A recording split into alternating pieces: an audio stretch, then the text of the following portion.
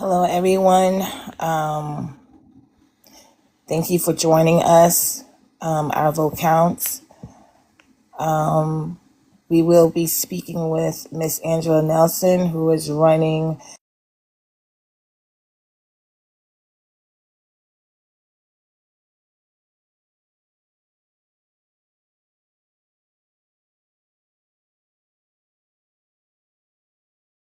This is very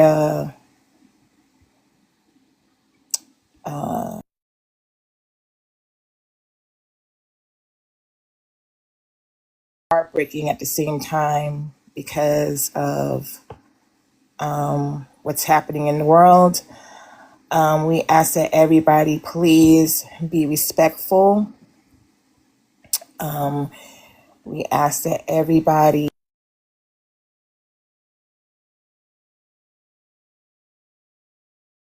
with your questions. Be respectful all the way around because we're going to be talking about different things that's going on in the state of Minnesota. I just realized I may be emotional tonight, and I will be fine, but I may be emotional. So for those who know the words of prayer for love, peace, I really appreciate it. I know I can do this. This is just very, very sensitive to us, OVC staff. Our hearts, our minds, and prayers out to the families that are being affected with what's going on. I hope everybody is doing great on this Thursday night. I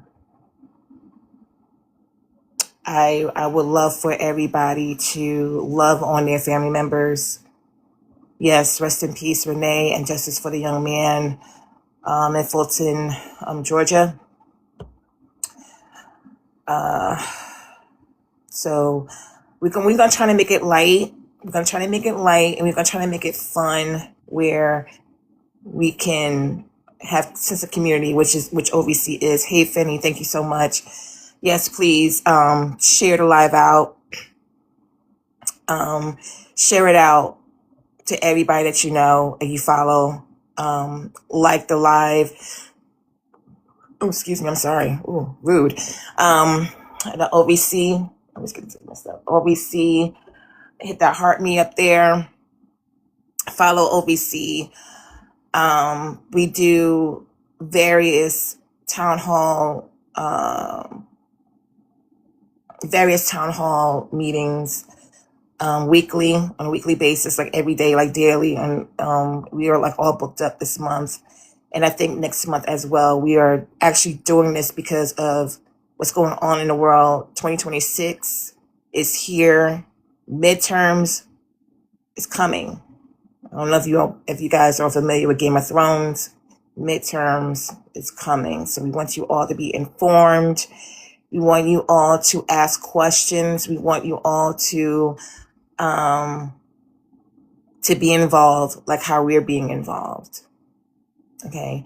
So while we're waiting for Miss Angela Nelson to come in, I'm going to give you a little background of her. She is a Democratic farmer labor, a candidate running for Minnesota State Senate in District 35, which includes Coon Rapids and parts of Anoka and Andova. She is committed to serving her community with leadership and lived experience and a deep understanding of local challenges.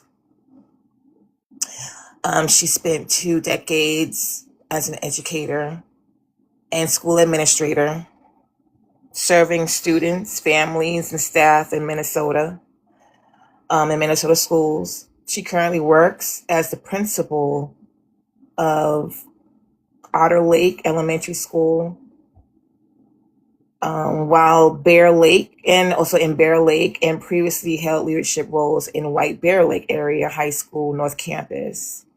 So throughout her career, she has championed its inclusive, supportive school environments and strengthened partnerships with between families and educators.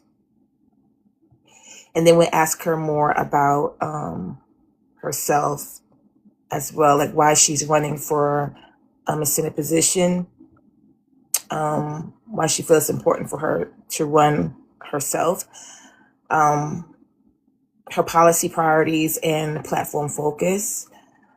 She wants a strong public education, lowering costs for families, accessible, affordable health care, mental health and chemical health services, safe and thriving communities,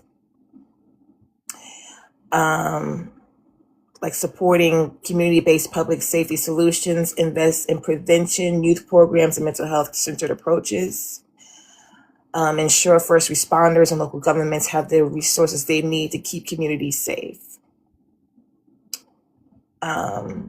She also has a platform about environmental responsibility and sustainability, accountable, community-focused leadership, which consists of listen to constituents and bring community voices into decision-making, promote transparency and accountability in state government, focus on practical, bipartisan solutions that reflect local needs. And with this platform that she has and her priorities, I absolutely agree with her platform. I wish that every state, every position in every state would take that seriously. Hey, Alice, how you doing? I wish they take that very seriously. So please tap the live, share it out. I'm really happy that we're able to do this, and it's very, to me, it's very ironic that we're speaking with somebody who actually live in a state where that incident had happened. So I want to, let's do something that can ease the live. Any emoji. How are you feeling right now as far as everything? Everything. It is January 8th. How are you feeling right now using an emoji and put in a chat? So how do you feel right now? Let's see what we get here. We got a flash goal of heart me, so go ahead. I see melting faces. I see mind blown. I see broken hearts. Yeah. I see a boiling hot face. I see a sad cry. What does that say? Drop me. See a teardrop. Okay, so in the chat, use an emoji. How y'all feeling about The Pit coming back on HBO tonight? How y'all feel about that? Put the emoji in there. How you feeling about that? For those of you who don't know what The Pit is, it is a series on. I knew Trish was going to do that. The Pit is a series on HBO Max about the emergency room, how it is the day-to-day life and the hour, the minute that emergency room personnel go through every day. There's only 2 people that happy about the season premiere of The Pit. Really, only 2? Well, 3 including me.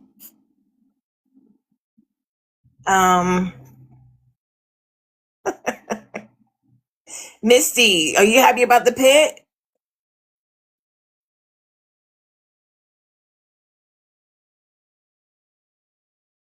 So, well, she's getting herself together. Let's see here what we got. How many branches do we have in the government? Is it 1, 5, or 3? How many branches do we have in the government in the United States? 1, 5, or 3?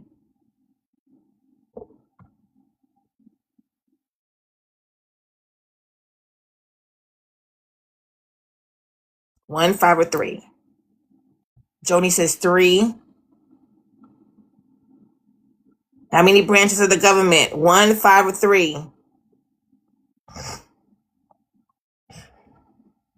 All right, Misty says 3. Amanda says 3. Oh, you waiting for the link? Hi. Let's see. I'm gonna invite you in. Where are you? OVC, can you help? Where are you? Let's bring her up. There we go. Let me go ahead and accept the invite, Team Ange.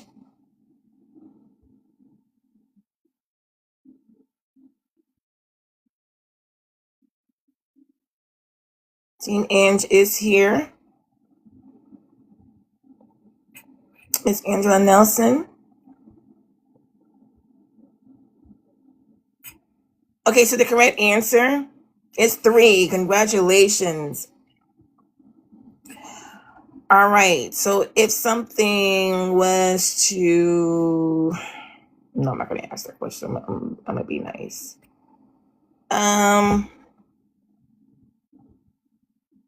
Let's see.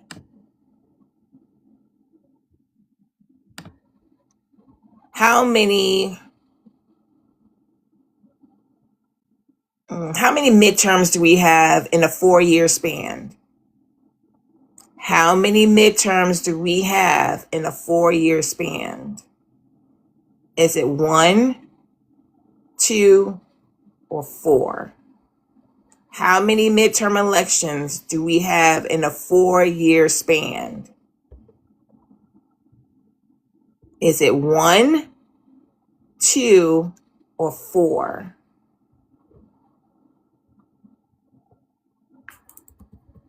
How many midterms in a 1-year span?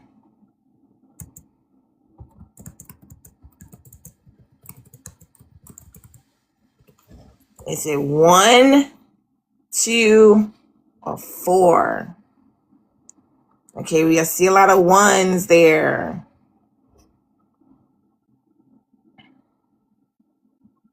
I see a lot of 1s. I see a 1 from Misty. I see a 1 from Joni. I see a 1 from Blessings. 1 from Amanda.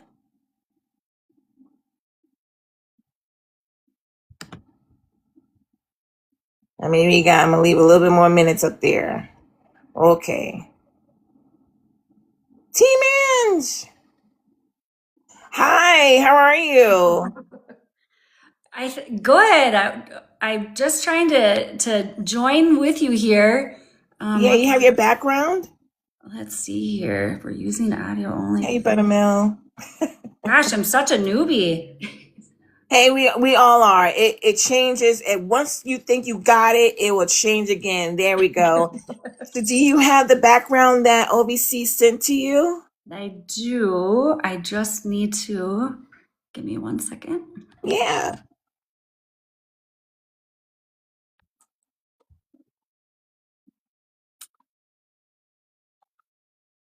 Nope. Nope.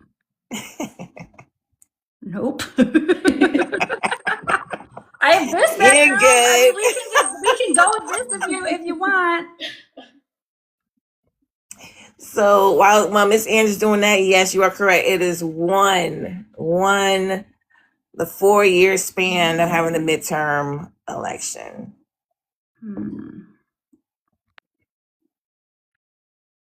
All righty. While she's doing that, we're gonna put Miss Ange in the expand. There we go.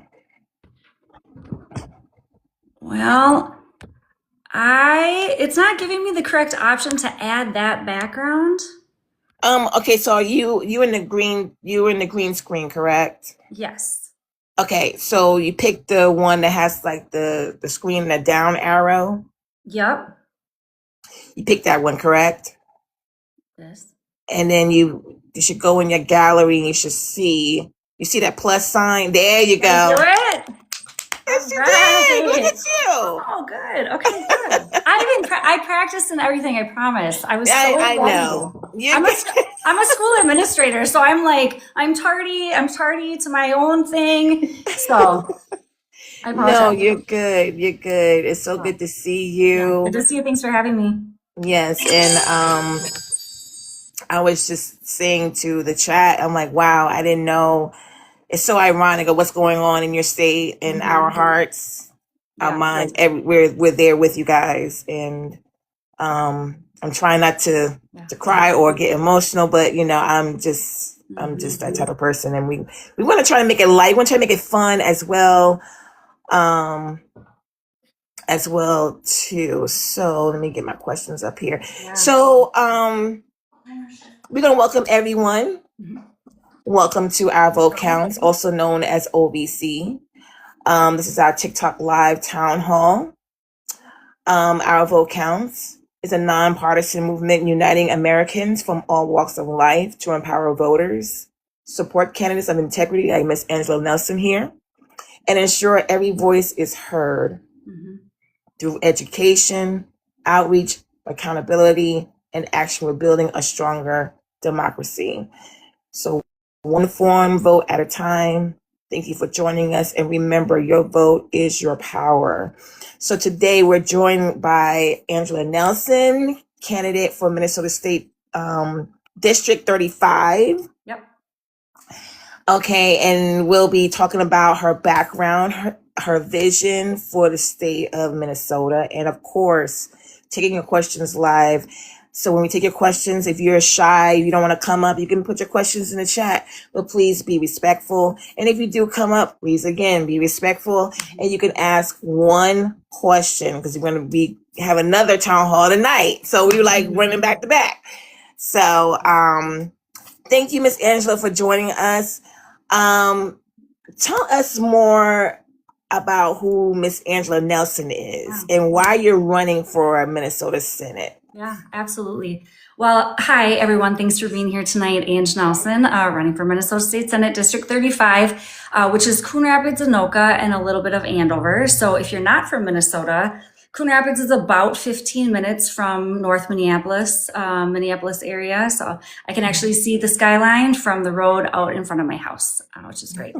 Also, just to take a pause to thank you for recognizing what's happening. It's been a super challenging day all around in the state of Minnesota, and I'm an elementary school principal, and we actually were supposed to have a field trip to the University of Minnesota today that we canceled for a variety of reasons, but safety of students, of course, and it's just very unstable, I would say, right now in terms of trust and where you can go with ICE agents. Really, I mean, they're swarming all over, and including where my school is. So yeah, it's been a hard day, so I appreciate that. And we don't need to focus on that, but thank you for acknowledging, and it means a lot that everyone's thinking about us. So yeah, so Ange Nelson. I grew up, born and raised here in Coon Rapids, where I'm running currently. Left just for a short amount of time to go to college. I heard you while I was trying to get on talking about the pit, and I binged the pit in its entirety in 2 days.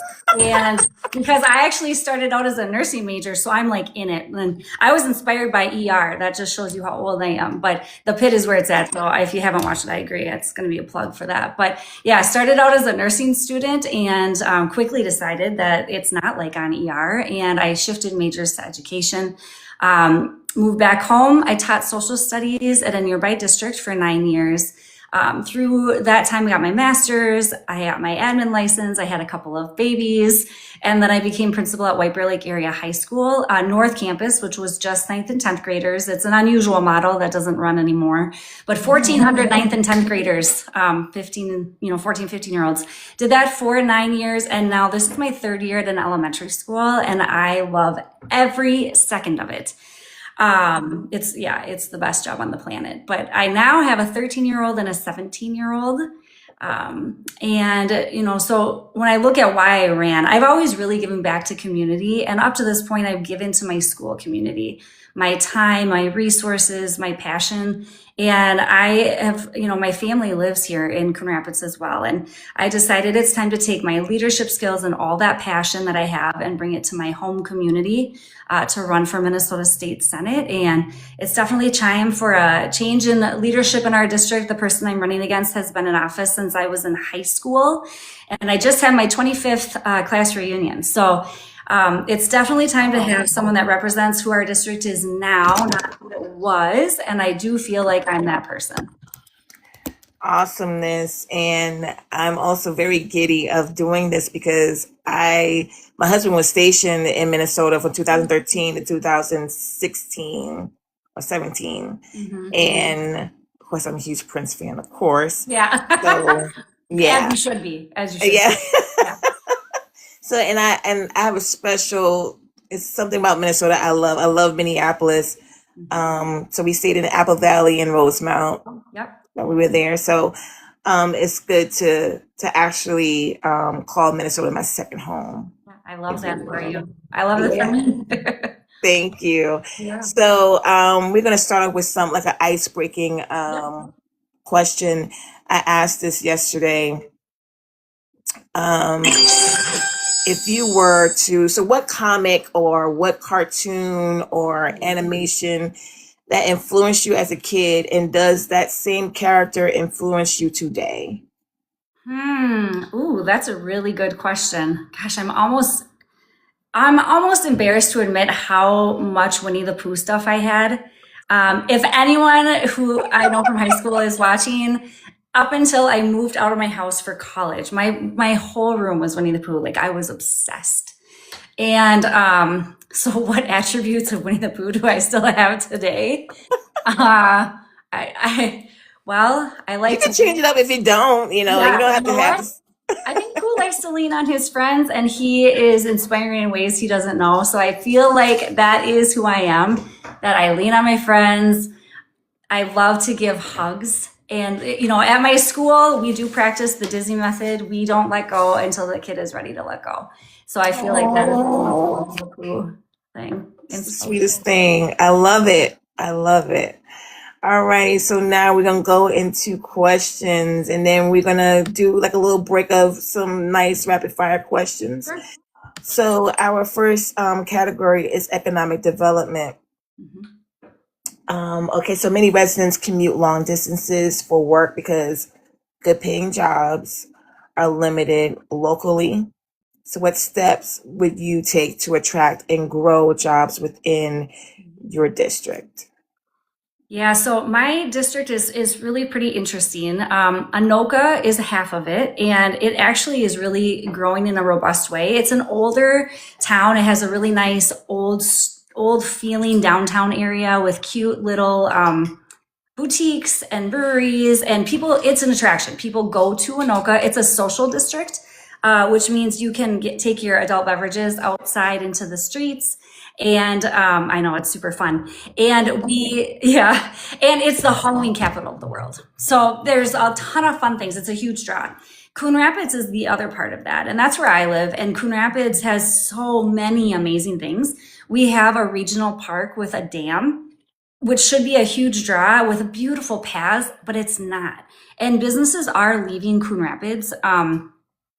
Currently, we just have restaurants that recently closed, a really popular brewery that recently closed, things that would really draw people into Coon Rapids. And a lot of it had to do with rising prices. And honestly, with the tariffs that have been put into place and the unpredictability on how much it is going to be to bring in supplies has deterred people.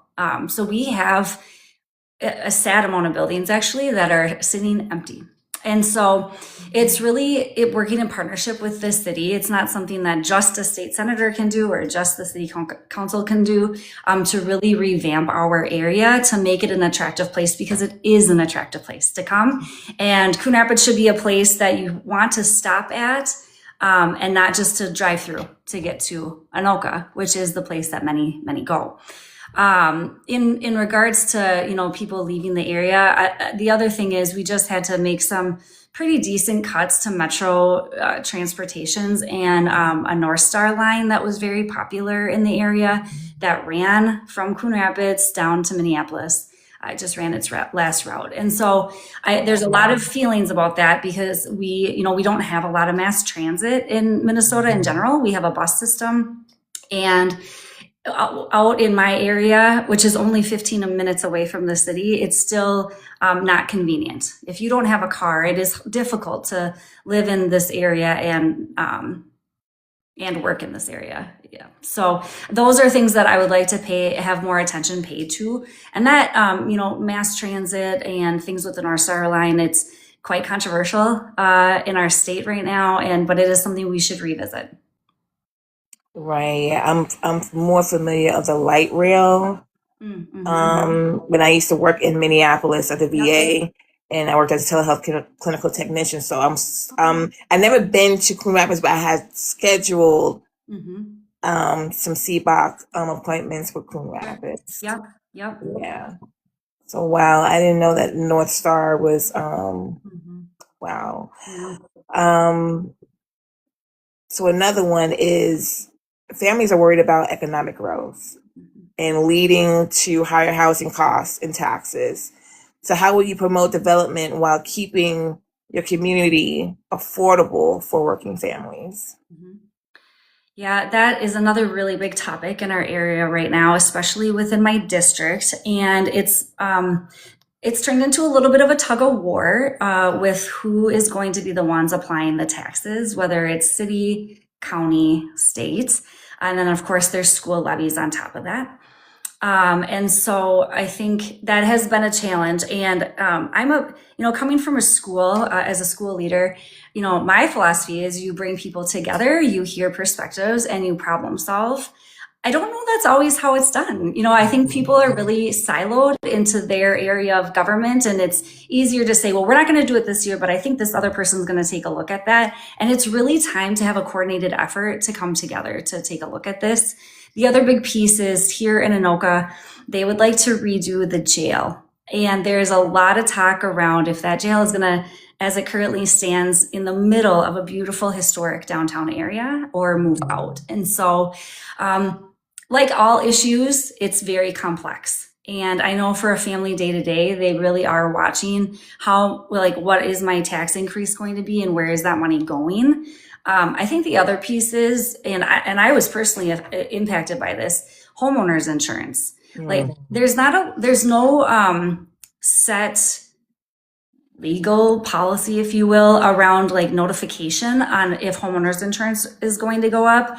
And so myself and my neighbors, it went up by hundreds of dollars a month with no notification. So even there is a process put into place where families can be notified well in advance so they can make a plan if they need to. But that's not currently happening. So I actually had to move. I stayed in Coon Rapids, but it is impacting families every single day, working class families. I'm a working class family. Right. And so I totally understand it. And then at the same time, our schools still need money and our roads still need fixing. And so there definitely needs to be more of a coordinated effort in those areas though.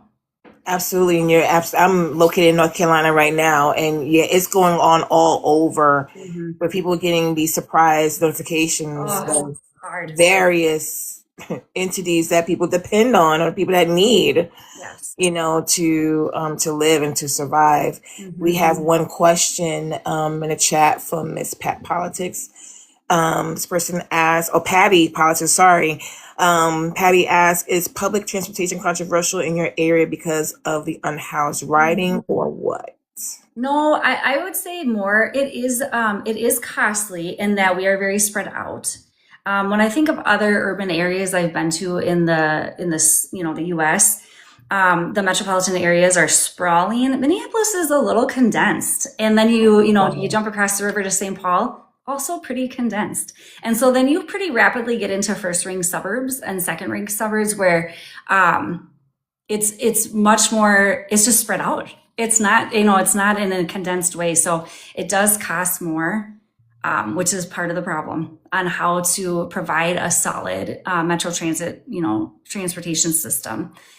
I think the other thing is there is in some areas, I know specifically in the East Metro, they looked at adding some bus lines, and there was a huge community outroar of people not wanting bus stops near their homes. That has not been the case here in my particular district, but I do know in the state there is definitely areas where people would like to not see public transportation near their living areas.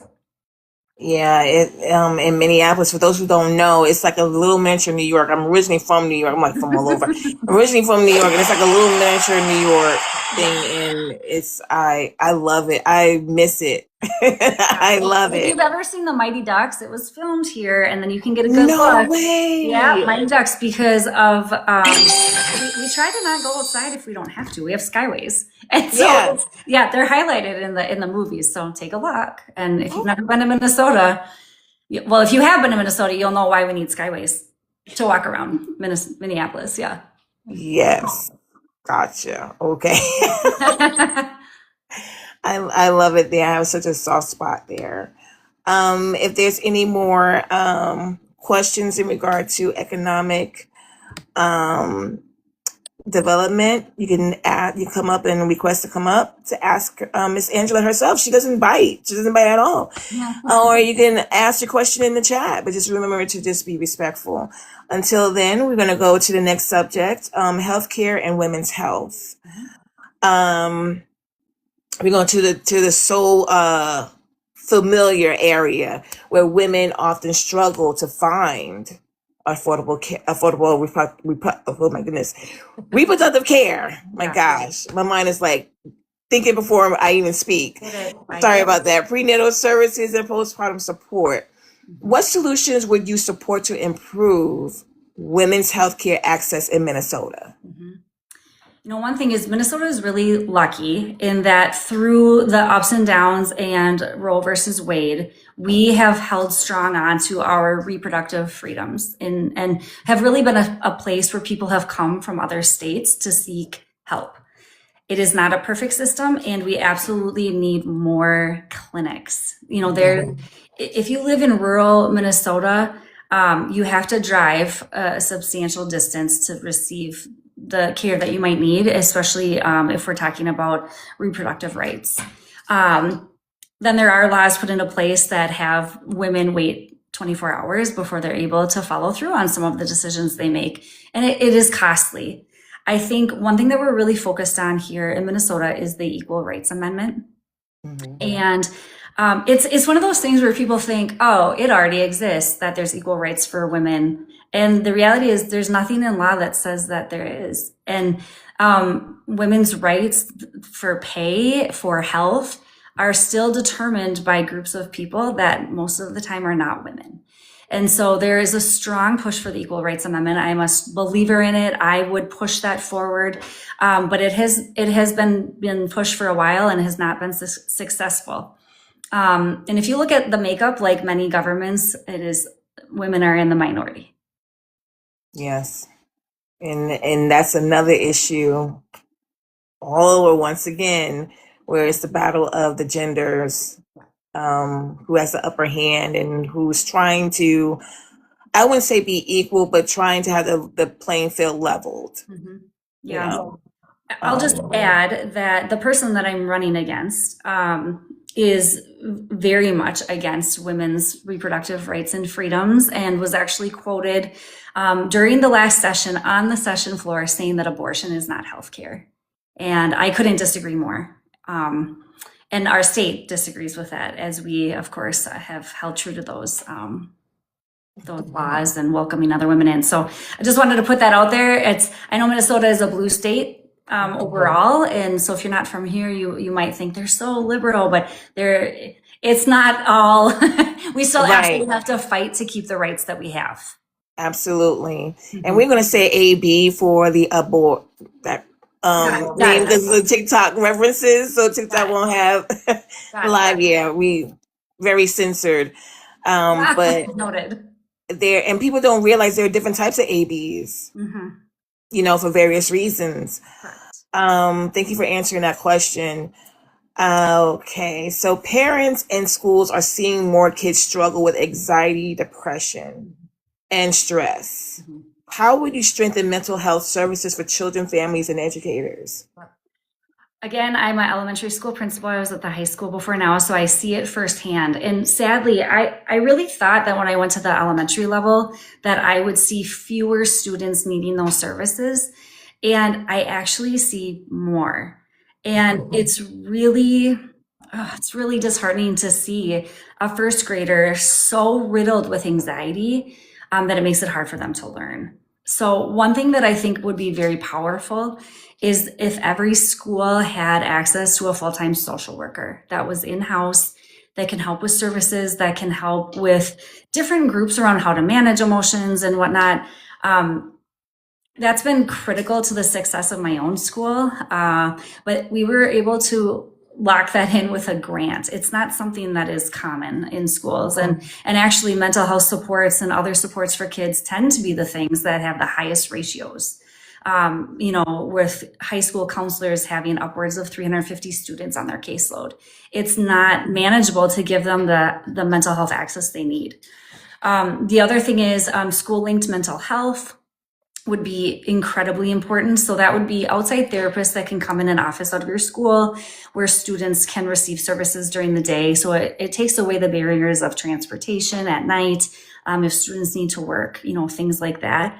But I think, not all schools have that either. And if we look at just what's happening in Minnesota right now and what happened yesterday with Renee Nicole Good, kids know what happened yesterday. And the youngest kids, they don't understand it, but they know something's wrong. And we're going to need even more mental health supports because of what is happening, because of the trauma that students are going through, whether they've seen things firsthand, they know someone who all of a sudden their parent was taken in the night. Everyone's impacted by this. And the other part that you had mentioned was staff.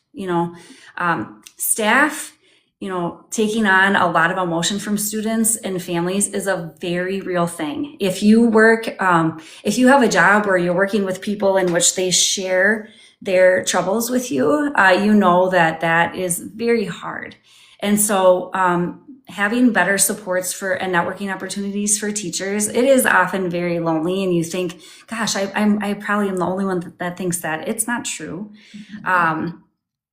The other thing I would add is right now public education is really under attack. And that is not helping the mental health of educators and people working in schools, where they already feel like they need to prove themselves, prove their worth while still caring for students in the way that they know they need to. So it's such a complex problem. It is something that needs a lot more attention.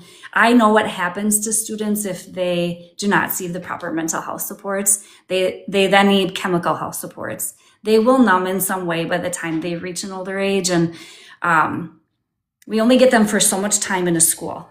And we want to make the most of that time in every way possible and support them in all the ways so that they can learn and be successful adults and do whatever they want to do when they get older. And I think it is possible, but it's not something we should be fighting so hard for in government. It shouldn't be a partisan issue to support students' mental health, but it has become one. Absolutely. And I really employ, and it melts my heart when the teachers say, my kids. Mm-hmm. They support their kids. These are their kids. This is their family. And to witness what had happened yesterday on the news, or the person was there for real, in that area.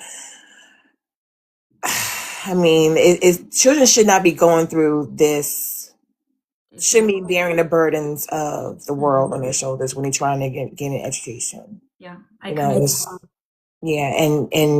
it's overwhelming to the teachers too, because the teachers know their kids.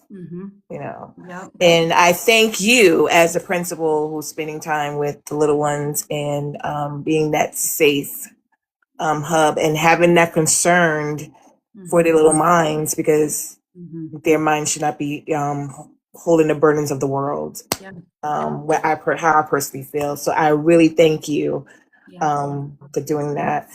Mhm. Another question will be, not every student plans to attend a 4-year college. How would you strengthen career, technical, and apprenticeship programs Mhm. so students are prepared for good paying jobs after graduation? Yeah. There are a lot of really solid programs currently running in Minnesota with career pathways in high schools, partnering with local colleges. But I would say that paid internships is a really big piece of this, but it's special if you get a paid internship at this moment. But if that could be part of your program where you could have a paid internship, I think that of student teachers, people later in life can't go into teaching. They can't stop working to student teach. That's not, in order to still pay all their bills, unless they were paid. Then we would have a lot more. I think that too of trades and other industries with paid internships, because I've seen a lot of success with that as a high school principal. Um, I've worked in a couple different areas where, it's been a strong push for students to really think about what they want to do after high school. And I've also worked in spaces where it's like, we want kids to experience every single thing so that they can make their choices and that there's time to do that. So I think that, like all questions, this is complex because we want to make sure that all of the opportunities are put out into the space for students. But unlike college with student loans, yeah, the internships is a big thing. We just want to make sure that we're supporting students all the way from birth all the way to their career, making a great choice, that cradle to career, and that they're supported along the way. Money has so much to do with it. I think about it a lot, especially with how student loans are acting now. I think before it'd be like, well, at least when I go to college, I can take money out. Well, that is everything that's happened with student loans. I'm still paying student loans. That's not even like a solid option for students. And so, yeah, and there's not a lot of requirements in Minnesota around learning around career technical education. So that could be another area to look at. Right now it is school by school. But knowing that our state is going to need that, along with a lot of people looking to care for an aging population, which needs to be paid more attention to as well. Absolutely. And I love that the wording you said, career, cradle to career. I love that. Here in Hope County in North Carolina, they just started allowing the community who are starting their business or who needs extra hands, and if the students in high school are interested, they can apply. Oh. And I think that's an awesome idea for all schools, for all high schools to employ students, and that would get them, a nice smooth transition to adulthood and responsibility, and also helping the community and the community helping them. So Yep. yeah, I really love that. So cradle to career, I love that. So use that. That's just so Write that down quick. Yeah, write that down. That's just so I wouldn't say a trend, but that's just so I love it. It's like a I can't think of it right now, but the chat can help me out with it. It's definitely our responsibility. Right. Cradle to career. Yeah, write that down. Just mention us, like you mentioned. I will. All right. If you have any questions for Ms. Angela Nelson about public education / schools, please come up and ask her. She doesn't bite. She hasn't bit me yet. So I'm still here. She's still here. If not, you can ask in the comment. If not, we can go on to the next, let's see, agenda here. Matter of fact, before we get there, because this is going to be kind of like a hot topic, we're going to make things a little fun right now. We're gonna break the ice even further. And it's going to be a political rapid fire question. Okay. So I hope you checked your pulse and you got your blood pressure cuff next to you.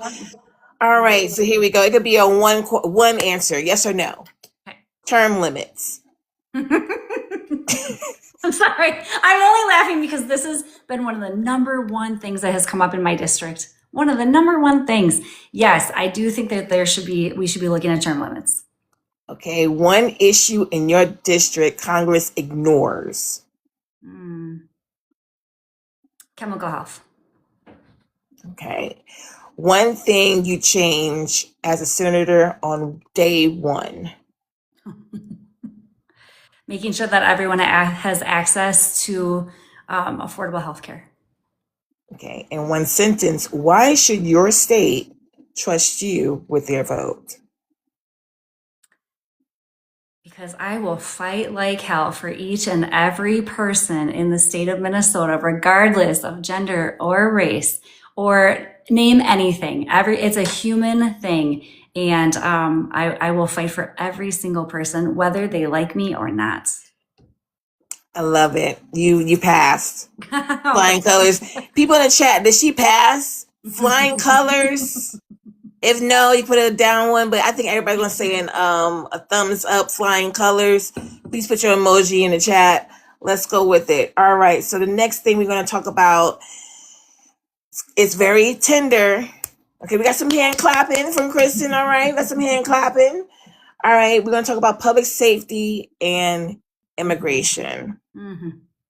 Yep. We all know what's going on in the state of Minnesota, and once again, we're with you. Our hearts, our minds, and our prayers. I know it's like a constant thing, and I know it's like a numb thing, but it's actually coming from the heart. So I know we all cannot be there, but we are there with you all on that matter. So residents want to feel safe, but also want solutions that prevent crime before it happens. So what approaches would you support to strengthen public safety while investing in prevention, like mental health and youth programs? Yep. Yeah, I am a strong proponent of when calls come in, it doesn't always have to be a police officer that arrives first at the scene or by themselves to a scene. I do think a focus on mental health and really determining what is happening. It's hard. And I feel for law enforcement because I understand that, and they're put in a really tough spot a lot of times. As a high school principal, and I'm not comparing being a high school principal to a law enforcement, but you're often called to really unknown situations that there's a crisis. You're not sure what's going on. You know you have to intervene, and you need to keep everyone safe and calm. It's not an easy task. But I think a lot of restorative training for law enforcement, I think, is critical. In my experience working with school resource officers in our school, I know that they do have a lot of training. I think cycling officers through different rotations so that they're not always working nights, for example, or certain shifts where there tends to be a higher crime that hardens them. Much like any profession, if you are getting burnt out, it hardens you a little, and that would go for anyone. It's a human experience. And so making sure that people remain people in their eyes, not a task to check off, but a big focus on mental health. I think it's been interesting with this influx of ICE in Minnesota. I had the opportunity to talk to some state troopers and some other law enforcement, and there's a deep fear that people will be scared to now call the police for help. Right. Because sure, there might be some officers that make a poor decision, just like there's a teacher that might make a poor decision, just like there's a doctor that might make a poor decision. But I really do believe that police officers are a service and they want to help people, and people don't always get it right, but most of them want to be right, want to try to get it right. And this idea now that they're going to be feared in a way that they have nothing to do with it. Minneapolis has been very clear that they don't assist ICE. They're not helping them at all. They don't care what people's status is. They want to help the public safety to feel safe. And so this will be interesting as we continue on in Minnesota, I think, to see how this plays out. We know that there's already certain communities that have had horrible experiences with law enforcement and don't trust law enforcement, and that just got exponentially, bigger. I also think bringing it back to your communities and getting to know people on a small scale. I experience this in schools. We have school resource officers. It's relationship building, and it truly is an understanding of what their role and responsibility is as a law enforcement. But when you have relationships and community, then that is a proactive measure, actually. And I think communities are siloed and neighbors are siloed, and the fear just breeds because of that. And so we really need to first and foremost work on what trust looks like. What does trust look like for all law enforcement agencies in Minnesota? Because of federal agencies having such influence right now, it is going to impact our local officials. And when you build trust, you have to be able to have face-to-face conversations with people. You need to build relationships with people. You need to be transparent and continue to show up. And you need to be held accountable if you do something wrong. So I think it's super complex, and it's an interesting question right now because people very much in Minnesota are feeling unsafe. Yes. And it is not because of our local law enforcement agencies. Mm-hmm. Absolutely. It's the core, and we know what the core consists of. Yeah. That breathes Yes. and that breathes all that out to affect local entities, I would say. It goes back to, I hate to bring it up, but George Floyd is the same, We've talked a lot about that in the past few days in Minnesota with what happened yesterday. It brings back so many memories. Right. And as people are starting to talk and organize and how to support one another and how do we show that we're against this and how do we get ICE out of Minnesota, we know that we also have to be careful of hired agitators. Like, we learned a lot from George Floyd, and that whole experience and how they portrayed, as in the United States media, Minneapolis is so far from the truth. Right. There are still people that believe Minneapolis is like on fire still from what happened with George Floyd. Not true. Yeah. We're so we want to build together and build community together and hold people accountable and build trust and all those things. And yesterday was absolutely a reminder of we have been here not so long ago. Absolutely. And thank you for elaborating on that, because there is, we have Black communities, we have Latin American communities, we have Asian, all these different communities where we just want to be human. We just want to live, we just want to live, you know what I mean? It's such a heavy subject, but it has to be, it has to be discussed in order for us to come to a solution. So thank you for that answer. Immigrant families in your community, or we're going to put all of us in this. Yeah. Immigrant families in our community often fear accessing services or reporting crime. What will you do to build trust, keeping families safe, and ensure everyone feels secure in our communities? Again, we're really experiencing this right now. And I think what's happening is, families are scared to go to the grocery store. ICE agents are waiting in grocery store parking lots, waiting for people to come out. And so that's a very basic need that is not being met. We're relying heavily on local food shelves. We're relying heavily on schools. So we need things that can occur outside of school that can offer those protections. That doesn't currently exist. Unfortunately, there had to be a decision made in Minnesota during our last session that in order to pass our budget without shutting the government down, that we did cancel health insurance and health care for undocumented families in Minnesota. And it is a very sore subject for us. People feel very passionately about it. We had a very divided government in the last session, if you're unaware. It was tied. Yes. So Melissa Hortman Mm-hmm. had to be the one vote against, to side with the Republican Party to make that happen. She did not want to. Mm-hmm. So even some of these basic needs for our immigrant communities in Minnesota are starting to be stripped away. And so when you ask, like, what do I feel like I can do? Part of it is getting back to the baseline of what we know we value in Minnesota, which is that everyone can live a happy, healthy life. And that would be regardless of who they are.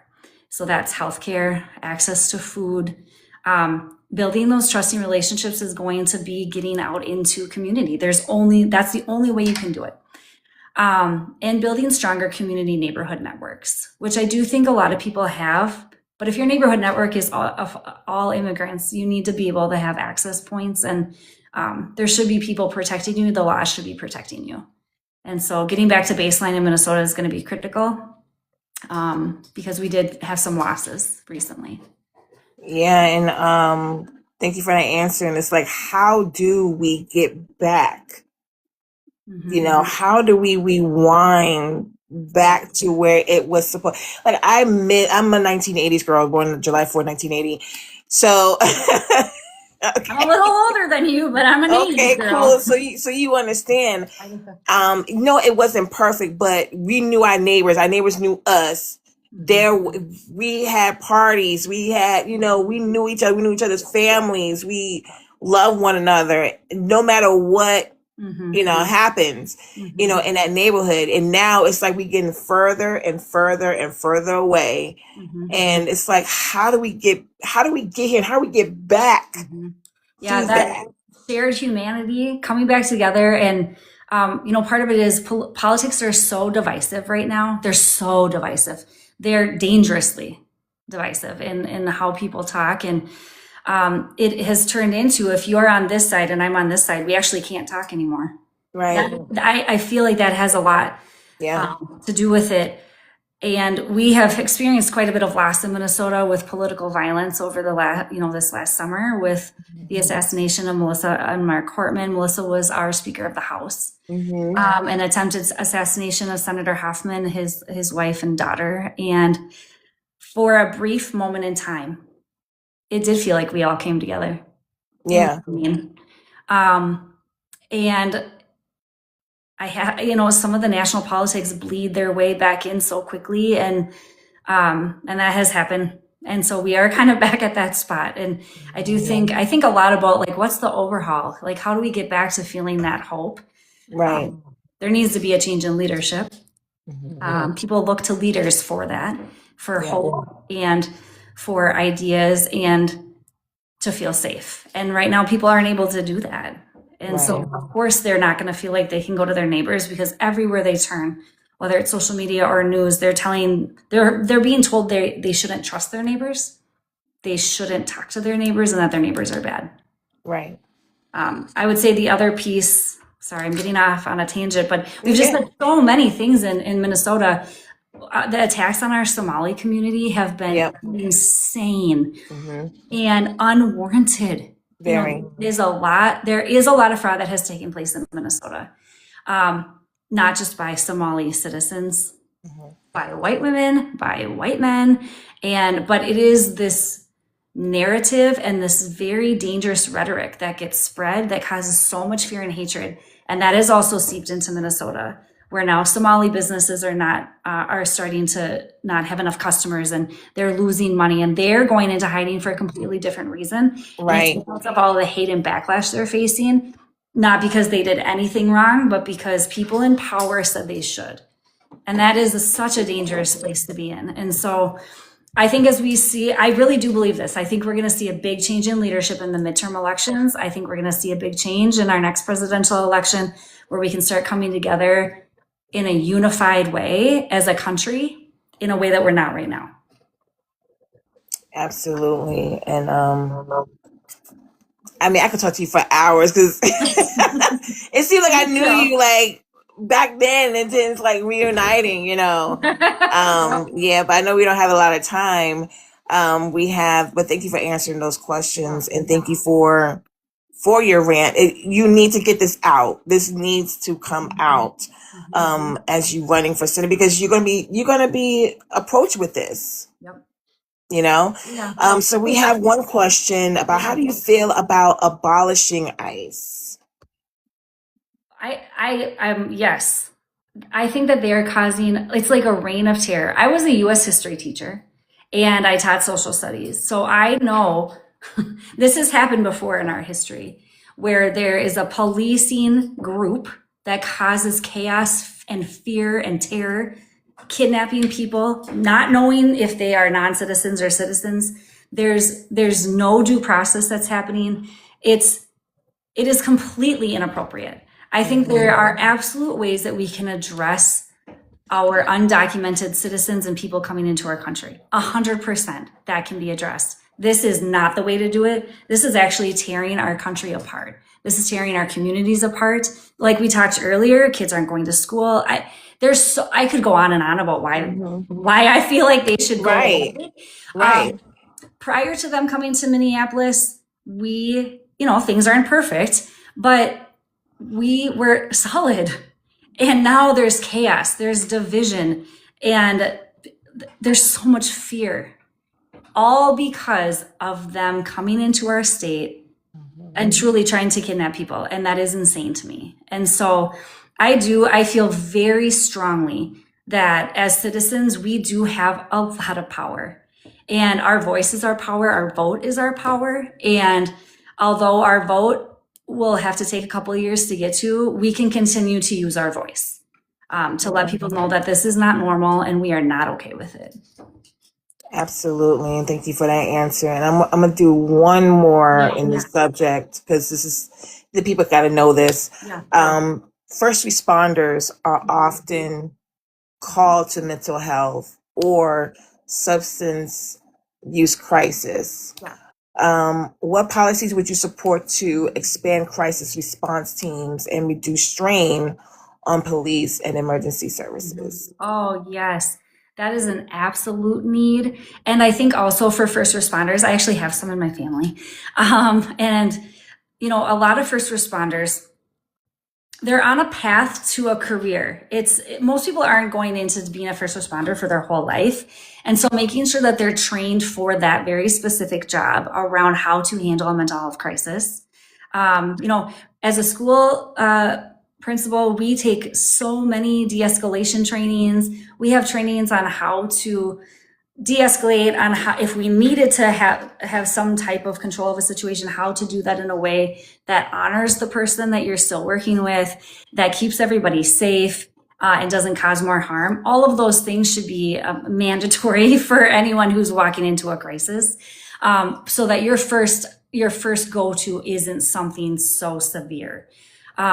And I know a lot of that does exist, but I think really making sure that there's consistent common language, that there's coordination between agencies.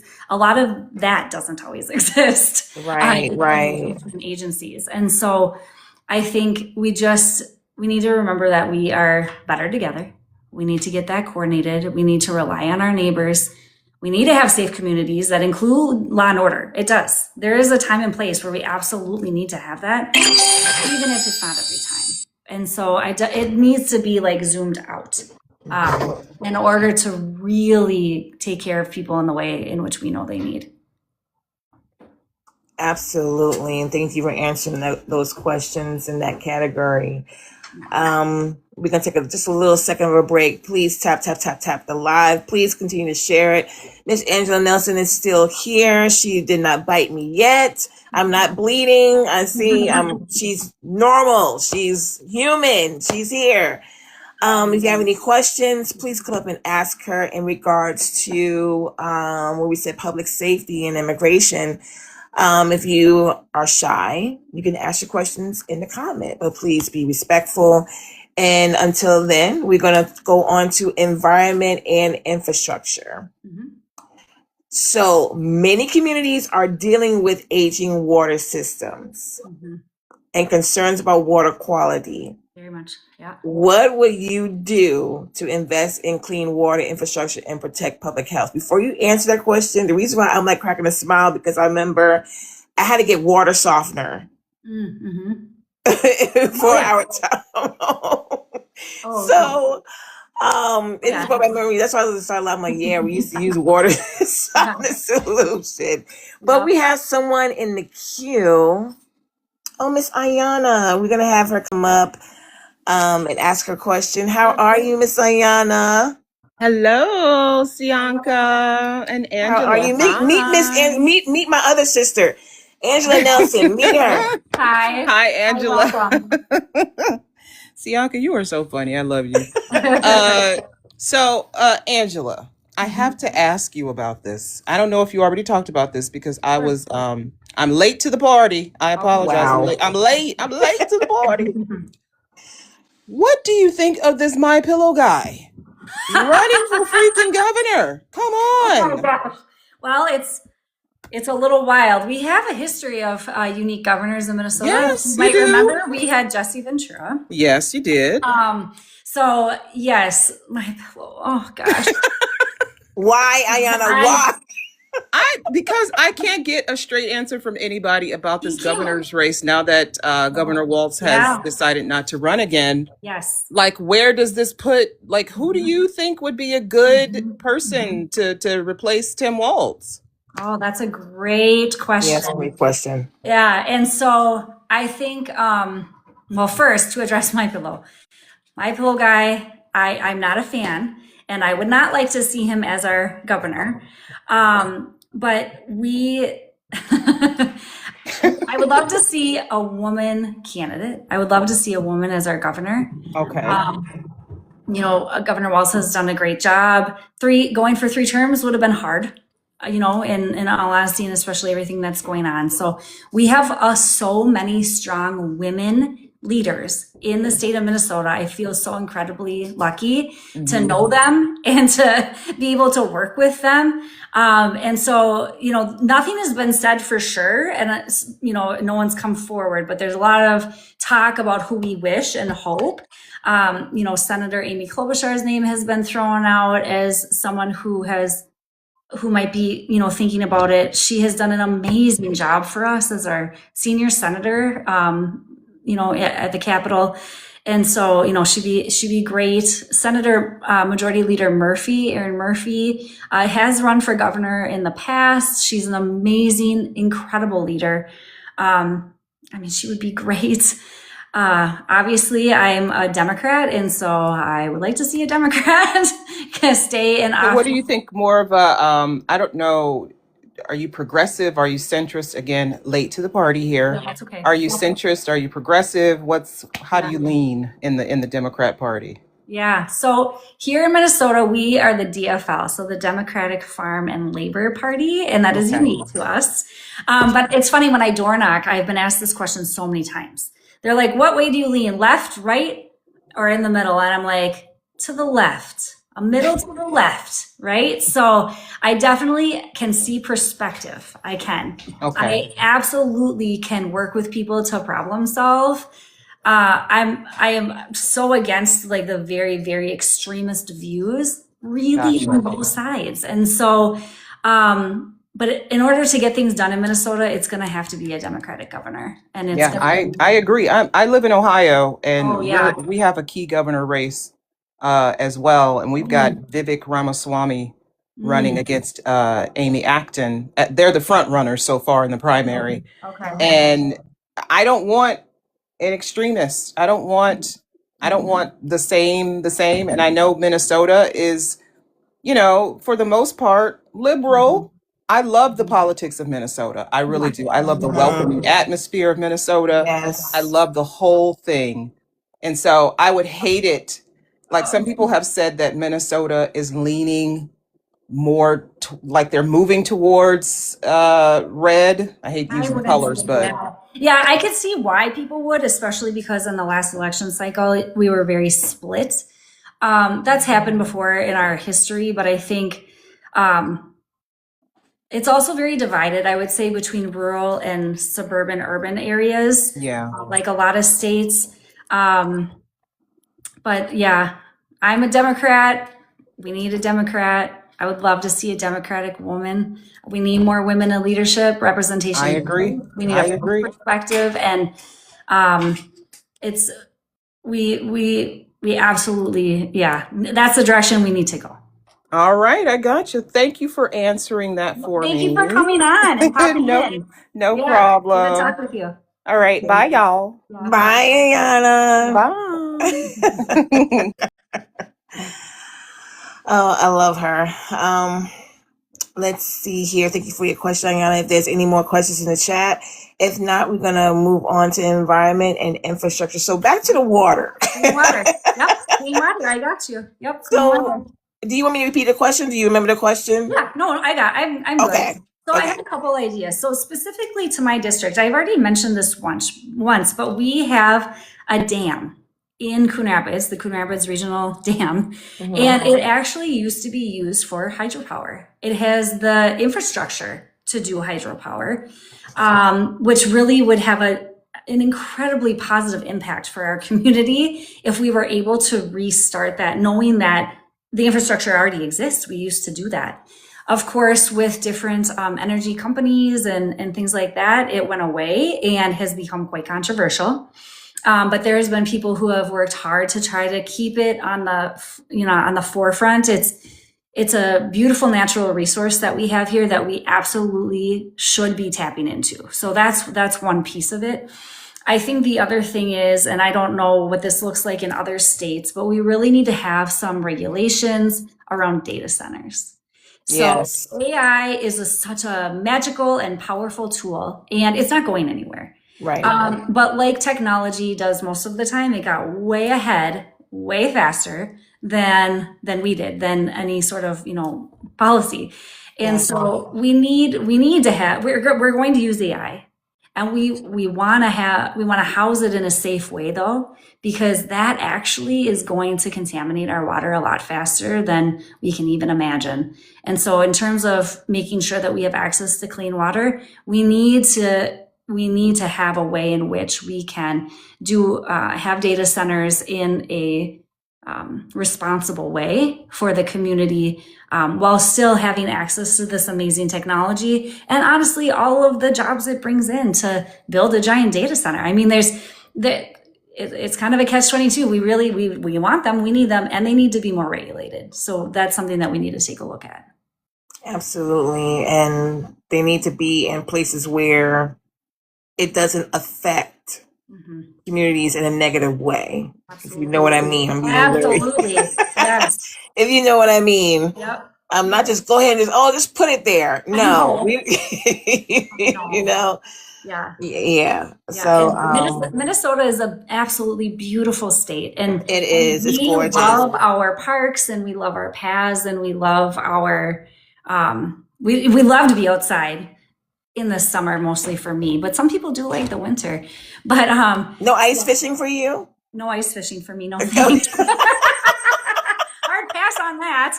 But I think we have this amazing technology, and I just want to ask it, Gemini, how are we able to bring our 21st century technology to 21st century policies to support and have clean water at the same time? I feel like these are things that we should be able to do. And it's probably very political as to why we haven't. And so that's another thing we need to come together in a coordinated way to figure out. Absolutely. Thank you for answering that question. Yeah. Let's see. People want environmentally responsible development without rising taxes or costs. Like who doesn't want that kind of thing, Right. So people want environmentally responsible development without rising taxes or costs. How would you balance sustainability with affordability for working families? Great question. Right now, I feel like the sustainability efforts are so community to community. I don't know that there's much of a statewide push for that right now. I'm really lucky because in Coon Rapids, we actually started a sustainability commission as part of our city council. We have huge community gardens in Coon Rapids, in which, people, the community tends to them and are able to take the fruits and vegetables as they would like. And they're protected, and they're funded through grants through the city. That is something I would like to see expanded and moved on. I think the other piece is we have watering bans here. I don't know if other places do, or, will say you can only water X number of times every other day, certain sides of the streets, things like that. But there still is a lot of push for like very well manicured everything. And so having the rainwater flower gardens, I've seen a lot more businesses do that as an example, with different prairie grasses that are native to Minnesota. And at first glance, it does look different. You're used to a highly manicured landscape, but then they put a little sign up and explain like, oh, this is what it is. That is a great sustainability effort, and that would save in a lot of different resources and ways. Yeah, Absolutely. I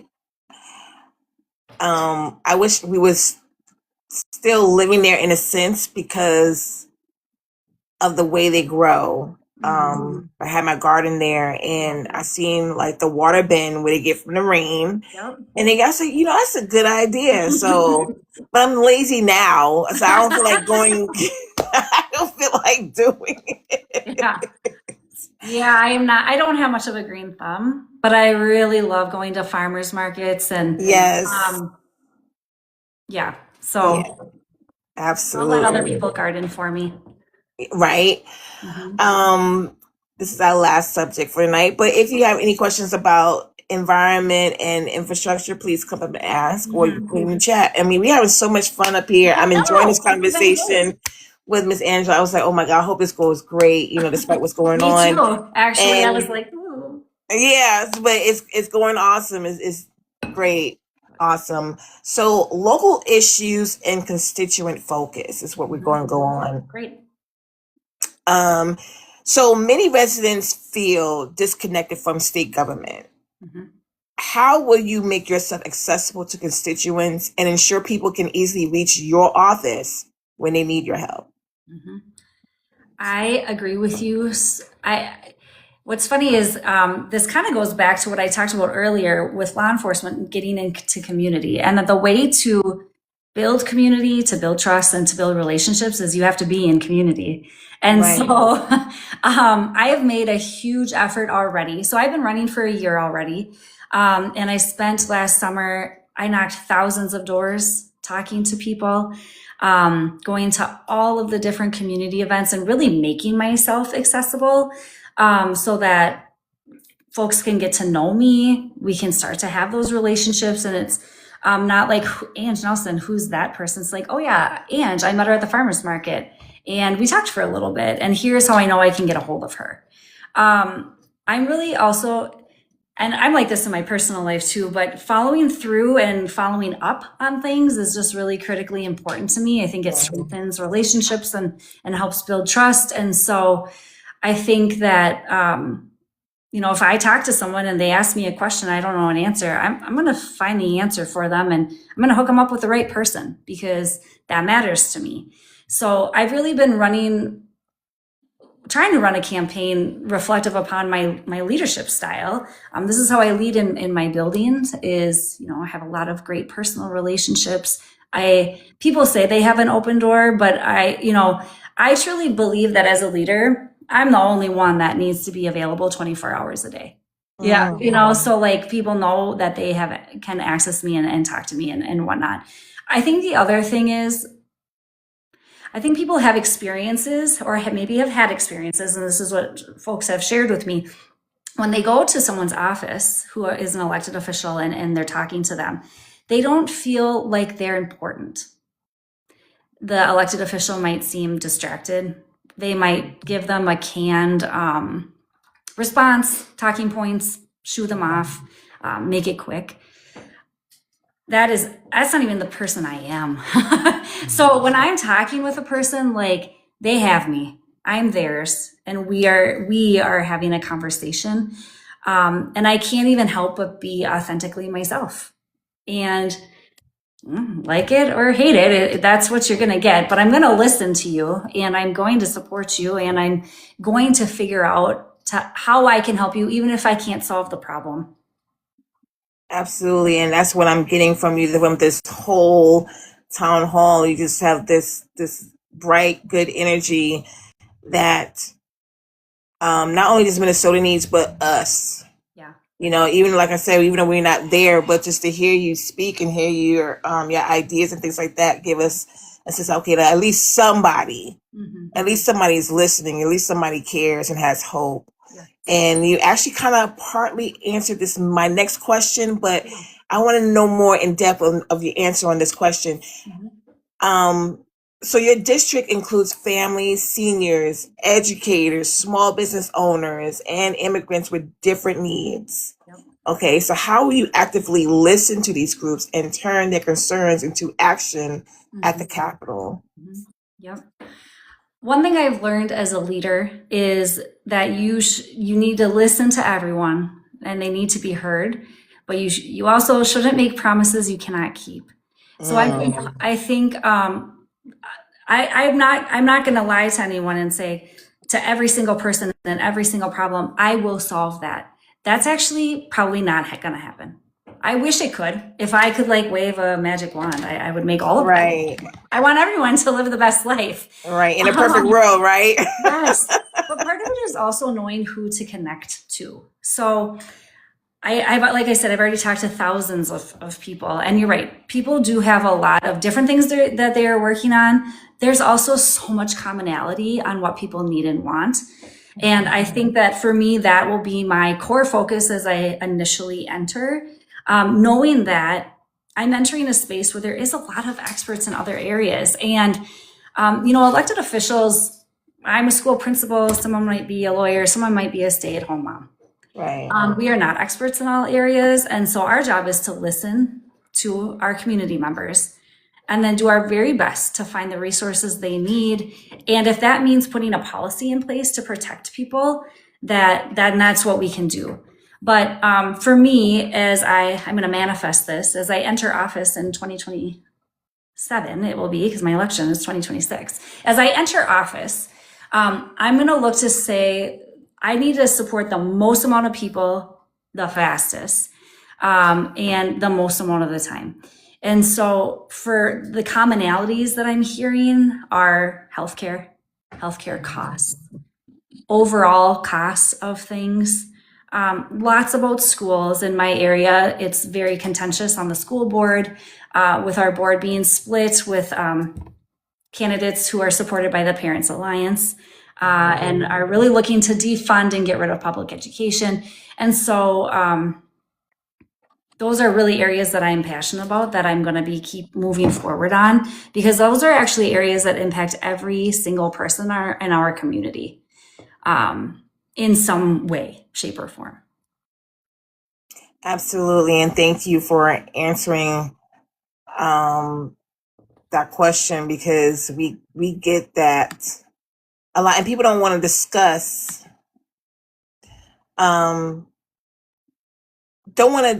or be there because there's so-called stature. Like, okay, I'm in here and I don't have time for you. But it's like, well, you it's actually your job to right. It's like, huh? And I'm one of those ones where I have visited my local leaders, and it is very intimidating in their offices. These are prestigious people, and it's like, oh my gosh, I'm about to see the king, whatever. But there should be a sense of like humbleness there, like, hey, don't, I'm just like you, let's talk about it, and I wish more people were like you and have that sense of personality, not like, okay, I'm in here, so now I do not have time. It's like, no, don't. Yeah. I mean, truly, as an elected official, your job is to serve the people in which voted for you and the rest of your community, even if they didn't vote for you. Right. And so, I would say definitely don't be intimidated if, as a kind of an action item. I know there's a lot of folks on this call. When elected officials don't hear from people, they might think everything's okay. Right. And I say your voice is powerful, like your vote is powerful. So use it, whether it's calling, emailing, or making appointments and going in, because truly elected officials are just normal people Yes. who spill when they eat food and worry if their makeup is smudged before they join live. So everyone is very much a real person. So don't be intimidated and truly reach out. The more you can get involved and you use your voice, the better things will get. I mean, that is how we're going to be able to make some of these changes. And, they say no news is good news. And so if people don't hear from their voters, they might think they're okay with what's happening. And I don't think we are. So call. Absolutely. And one more question that in that category, extreme weather is impacting homes, schools. I have been, oh my gosh, geez, I don't even want to go back there, but, and local infrastructure in your district. So what steps would you support to help communities prepare for flooding, heat and severe storms, and to help families recover afterwards?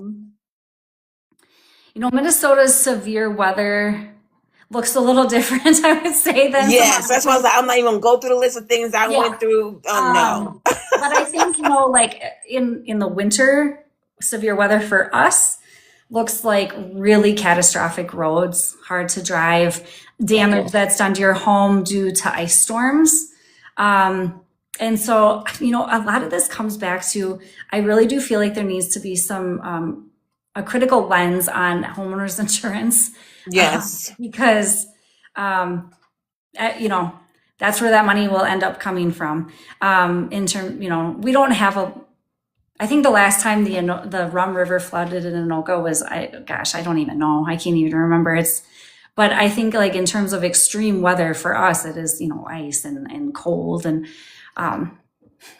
we're hardy. Most people kind of know how to manage that, but I think we've also seen an increase in tornadoes, and that type of severe weather and hailstorms.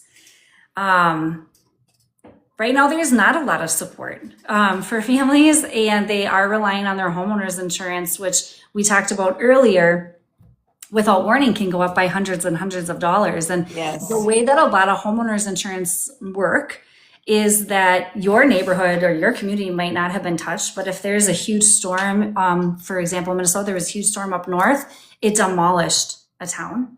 We all actually paid for that in the whole state through our homeowners insurance premiums that got raised really without warning. And so that's where there needs to be some regulation put into place and mechanisms to protect families. I wish we could just prevent all of those bad things from happening and ruining our things. But I would say in the example of our tornado, that is, it brings community together in a way that you don't always see in terms of rebuilding and really showing up for one another. But I think having more green choices and some policy around those sustainability efforts too. Absolutely. And one more question before we close out. For voters who are still undecided, what is the one reason you believe you are the right person to represent District 35? I know that when I talk about our community in District 35, I am the community.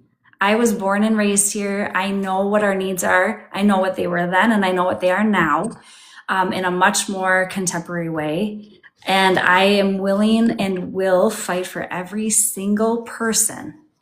Even if they don't like me, I will fight for them and support them. I am here for the community. And I'm excited to bring, like I said, my leadership skills to the Senate. I think it's needed. And I bring a unique perspective coming from elementary and high school, where my whole job is working with people who may disagree with one another to come to solutions that work for everybody. Absolutely. So we're going to end this live with a rapid fire question. We're not through you yet, Miss Angela Nelson. Okay. So we get your blood pressure cuff on and Starting to sweat. Yeah. All right. All right. All righty. So this is just for fun. Okay. So Oh, Twin Cities winter, embrace it or escape it. escape it. Okay. Favorite Minnesota summer activity. Oh, anything outside, walking outside, sitting outside. If the sun is out, I am out. Okay. North or South Metro? Where's your go-to spot?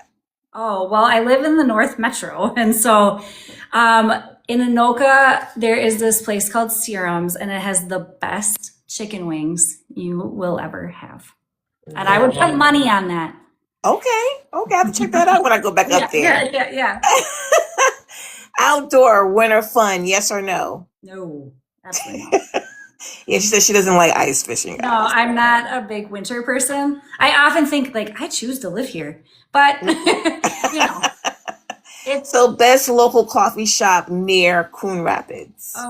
definitely it's in Anoka. It's called Avant Garden. It is amazing, and my favorite is called Pure Bliss. Oh wow, I have to check that out. My favorite go-to eating place is Cecil's. I love their Russian Reubens. It is the best, and I can't find it nowhere. And I miss Cecil's. So if you're in the area, in the Minneapolis area, I'll do it. yeah, it's awesome. But thank you so much, Miss Angela Nelson. Any last words you want to say to your district out there, people who know you, people who don't know you, before we close out? Yeah. Well, first, just thank you so much for listening and asking questions. This has been super fun. I would say, as an kind of an action item, I wouldn't be doing my job if I didn't, is to get involved in some way. Here in Minnesota, we have caucuses coming up. We have a caucus system before endorsements. And so there's 2 opportunities, one in February and one in March, to be involved in your local government. I would say check out your city council meetings, check out your school board meetings. Like, having an influence over your local community is actually where you feel it the most on your day-to-day life. We can be drove mad over these national policies, but it's the city council and school board that makes a decision that you will feel tomorrow. And so get involved, use your voice, make sure you vote, and don't be scared to reach out to your elected officials or people campaigning. Really want to talk to you next. Thank you so much. Thank you. This was great. Absolutely. And when is your primary for you? So I actually won't have to run in a primary as it stands right now. So I will be fighting my way through to look to defeat Senator Jim Abler in November. In November, I'm sorry. 2026. So this year. Yep. Okay. Yep. So November 2026 this year, with November 4th. I think it's the 3rd. 3rd. Tuesday. I bought this giant calendar so I could plot out everything I need to do, and I started all over, countdown. I'm already counting down. All righty. That's what's up. So thank you so much to Miss Angela Nelson. It's been a pleasure to talk to you, especially in this thing that you're going on. And I hope this uplift your spirits, and I hope It this. did. It really did. It really good. did. Super fun to talk to you. You're a great host. Oh, well, God bless your sweet soul. Thank you. I try my best. I get so nervous meeting you guys, and you guys are awesome.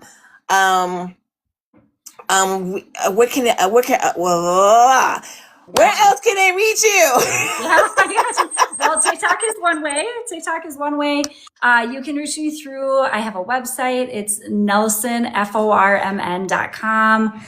I'm on Facebook, same, Nelson for Minnesota State Senate. So lots of different ways. And through my website, you can email me. And when you get a response, I promise it's me, the one that's actually doing it. So that's a great way. Yeah.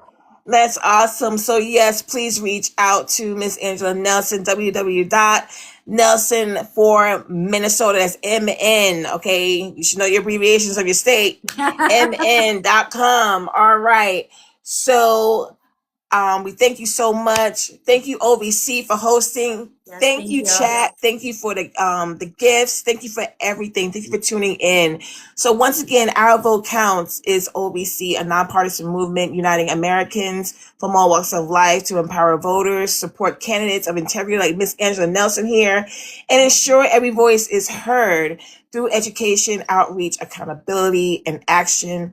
We're building a stronger democracy, as you have witnessed, one informed vote at a time. But before I do the ending, we have another town hall tonight at 8:00. With, I think he's from Minnesota as well. I think. What do you say, OVC? Brandon King. Look at that.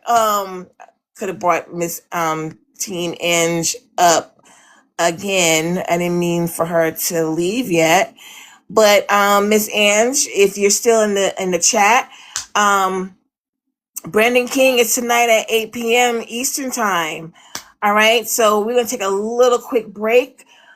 Please join us again. Please share out the live. Please like it. Can't wait to see you guys again tonight at 8:00. But we want you to remember, your vote is your power. Thank you so much, guys. Thank you, OVC. And you guys have a good night. God bless.